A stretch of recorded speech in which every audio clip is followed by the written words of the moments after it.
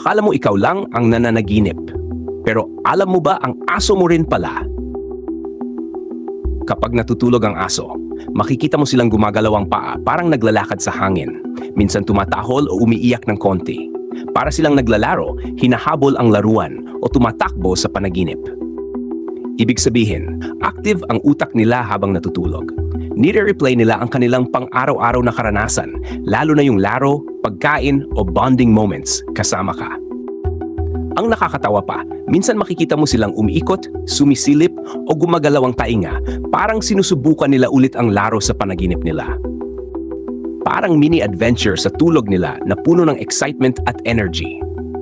Kaya next time na makita mo ang aso na kumikilos habang natutulog, baka nananaginip siya ng adventure, chase o favorite treat niya. Nabitin ka ba? I-follow mo ang Bitin Facts PH.